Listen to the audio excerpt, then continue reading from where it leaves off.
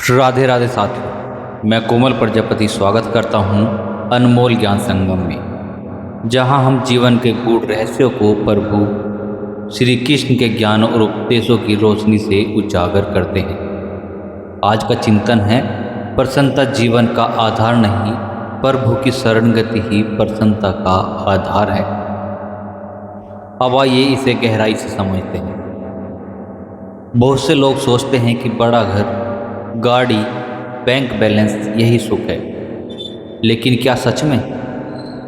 एक करोड़पति ने करोड़ों रुपए कमाए, लेकिन रात को नींद की गोली के बिना सो नहीं पाता था। दूसरी ओर एक भक्त, जिसके पास साधारण झोपड़ी है, एक रोटी है और नाम स्मरण है, वह चैन से सो जाता है। क्यों? क्योंकि उसके पास संपत्ति थी पर आश्रय नहीं। दूसरे के पास प्रभु का आश्रय था, इसलिए सच्ची प्रसन्नता थी। भगवान श्री कृष्ण कहते हैं, जो मुझ में एक निष्ठ होकर भजन करते हैं, उनके योगक्षेम का वहन मैं स्वयं करता हूँ।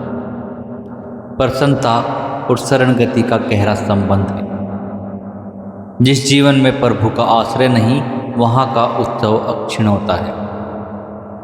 जैसे दीपक जिसकी लो हवा के झोंकों से कांप रही हो। बालक भयभीत होता है तो दौड़कर माँ की गोद में चला जाता है, वहाँ उसे सुरक्षा का अनुभव होता है। ठीक वैसे ही जब जीवन की परिस्थितियाँ हमें डगमगाने लगे, तब अगर हम भगवान श्री कृष्ण की गोद में समर्पित हो जाएं, तो वही गोद बन जाती है अचल सुख और शांति का स्रोत।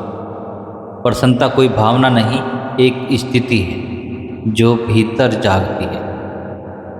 उत्सव कैसे बने जीवन? उत्सव का अर्थ केवल नाच गान नहीं होता। वास्तविक उत्सव वह है जब जीवन की हर सांस प्रभु की ओर उन्मुख हो। संत तुलसीदास जी को जब दर दर भटकना पड़ा, तब भी वे कहते हैं, राम काज कीन्हे बिनु मोहि कहाँ विश्राम। उनका जीवन कठिन था, पर भीतर निरंतर उत्सव था, क्योंकि वे राम कार्य में लीन थे। विचार कीजिए, क्या हम भी जीवन को प्रभु कार्य से जोड़ सकते हैं? क्या हम हर कठिनाई में भी मुस्कुरा सकते हैं?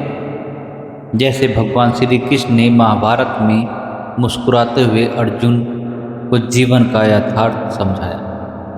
अब क्या करें? जीवन में उतारे प्रभु नाम स्मरण करें। दिन में 5 मिनट भी श्री कृष्ण का नाम लेकर बैठें। ध्यान करें कि आपकी प्रसन्नता किसी वस्तु पर नहीं, प्रभु की कृपा पर टिकी है। दूसरों की सेवा करें। सेवा का भाव ही जीवन को उत्सव में बदलता है।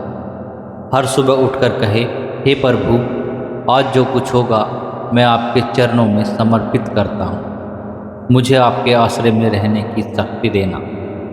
जीवन का सार। जीवन में प्रसन्नता चाहिए तो आश्रय प्रभु का लो। उत्सव चाहिए तो नाम स्मरण करो। शांति चाहिए तो स्वयं को प्रभु को सौंप दो। जैसे बूंद समुद्र में मिलकर अपना भय, अपनी सीमा भूल जाती है, वैसे ही आत्मा जब प्रभु श्री कृष्ण में समर्पित हो जाती है, तो जीवन एक अखंड उत्सव बन जाता है। राधे राधे।